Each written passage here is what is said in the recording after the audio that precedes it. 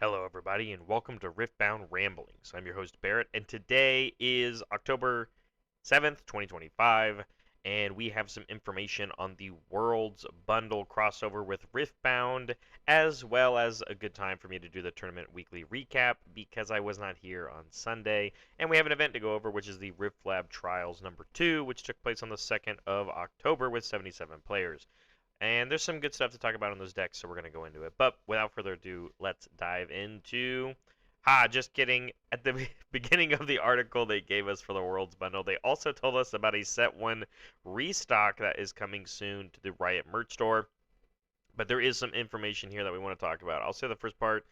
We've been working hard at ensuring players that can get their hands on cards on October 31st, and to make that happen, we're printing an additional run of Origins right now that should just make it into your local game store in time.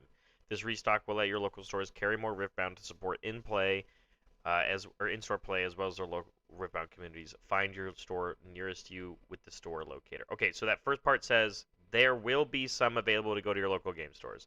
There's going to be more than what was originally said. That's good news. You should go talk to your local game stores. There's a separate thing to be said about what's happening afterwards. Can't make it to a store?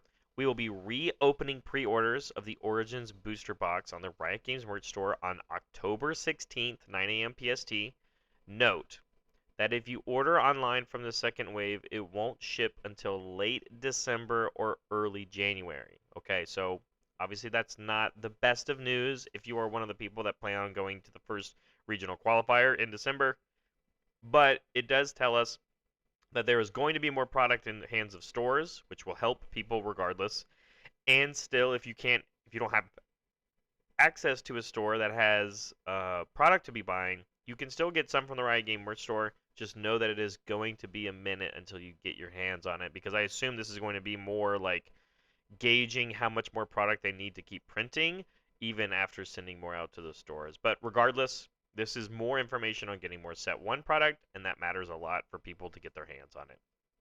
But into the Worlds information.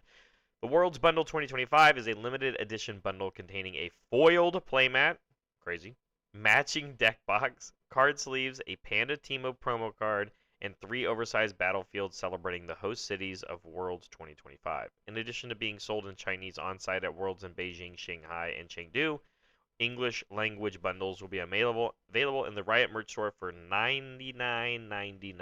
So $100 gets you a mat, this cool box that it comes in, a thank you letter, deck box, sleeves. You get 3, what I can kind of see lower in the picture, 3 versions of the battlefields and oversized ones. And then, yes, the Panda Teemo promo, which you can see all the way down in it, is of the legend, which is kind of cool. Instead of it being the champion, there is now an exclusive promo version of the legend, and it's for $100. So for everyone that is interested in getting this, you can go and check that out. There's a second prompt here, though. It tells you what time and date this is available. On October 28th at 9 a.m. Pacific Standard Time, the Riot or the Riftbound World Bundle will be available and will populate the Riot merch store in limited supply, shipping mid-December to all regions serviced by the merch store. Players will be able to order a maximum of 2 of these per order. Please note that all orders will require Riot ID, so if you don't have an account, you need to go make one, basically. So you can get 2 of these. They cost $100. You can get them anywhere on the merch store. They will be limited.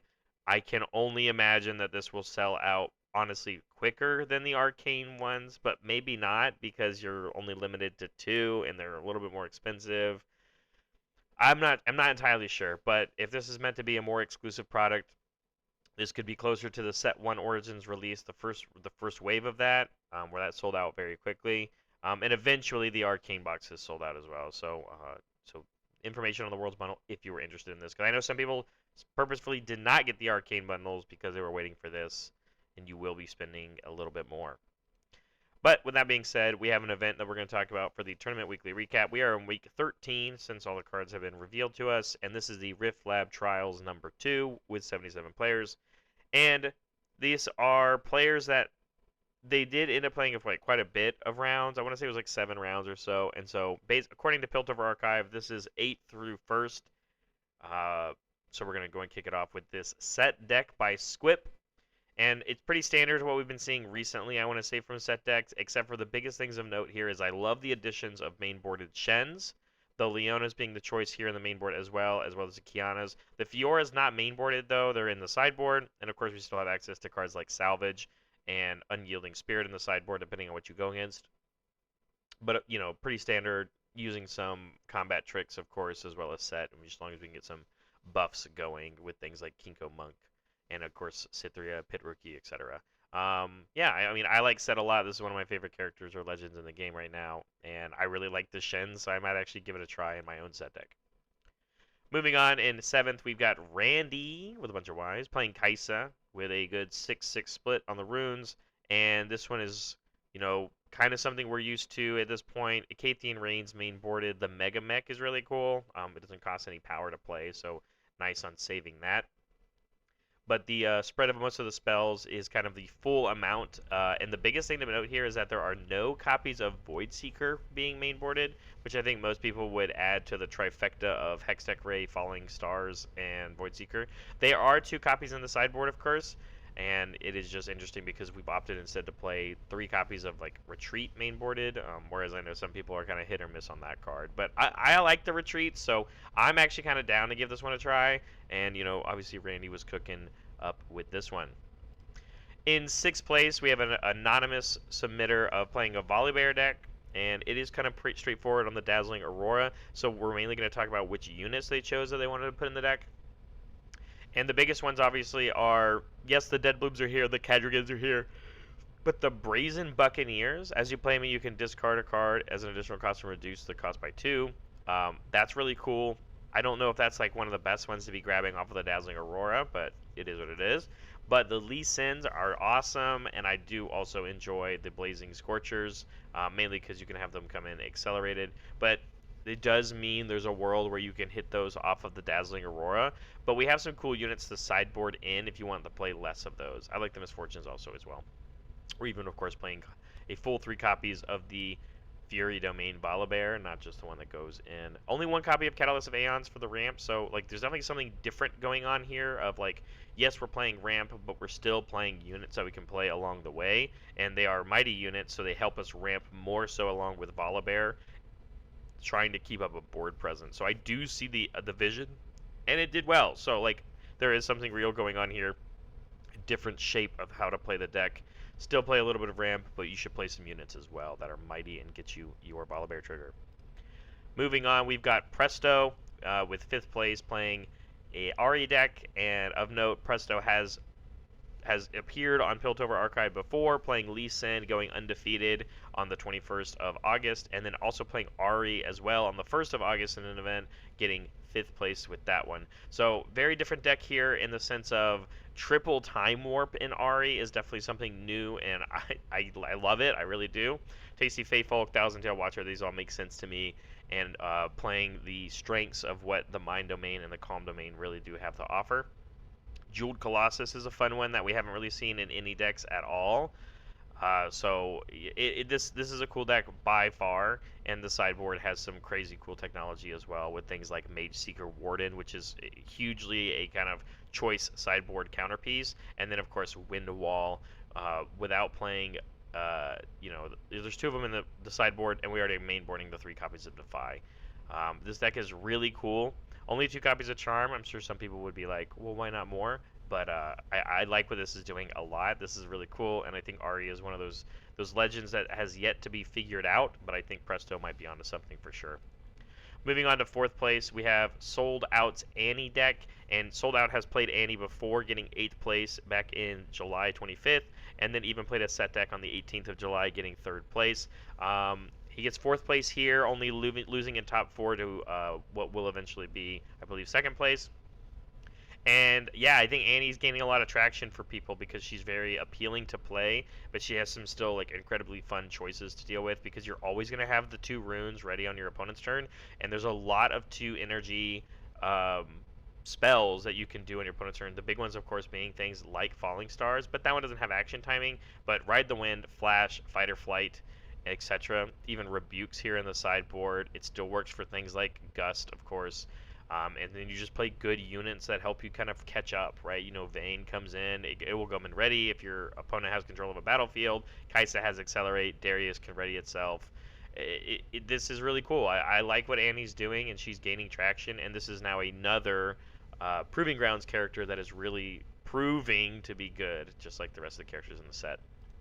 In third place, though, we've got Pedro Silva's Kai'Sa deck. Pedro Silva previously played Master Yi in Riftbound Archive database on August 21st and went undefeated playing Master Yi. But now we've gone over and trying out Kai'Sa, and the coolest thing about this deck is that there's a copy of Portal Rescue in the main and a copy in the side.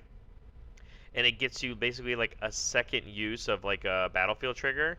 The biggest ones are Sprite Mother, Lecturing Yordle, Thousand-Tailed Watcher works with this. Like it is really cool.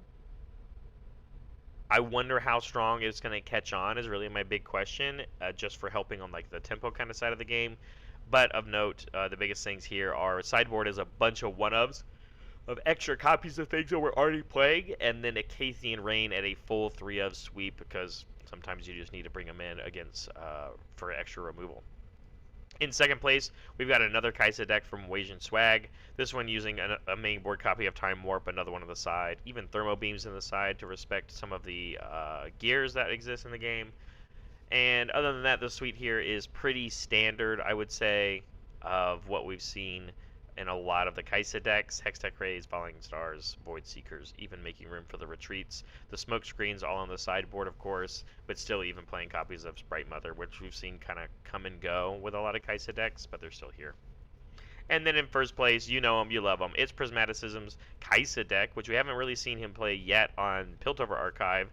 He has previously played Annie, Teemo, Darius, and Jinx, though, going undefeated with Annie, undefeated with Teemo, second place with Darius, and second place with Jinx across all these different dates that are listed here, and now getting first as well in this Rift Lab Trials number 2. And yeah, I mean, the fact that this guy can play all of these different characters and do well with them, incredibly well with them, I would not be surprised, as long as he's going to be there. I would not be surprised if Prismaticism top cuts and does a very strong finish at the first Riftbound Regional. That is for sure. He is grinding, and he's a good card game player. But this list is pretty straightforward. The Time Warps exist. They're in the sideboard, though. The Cathian Rains, they exist. They're just in the sideboard, though, as well as the Sprite Mothers. Very much just catering a lot more towards what this main board looks like in Game 1.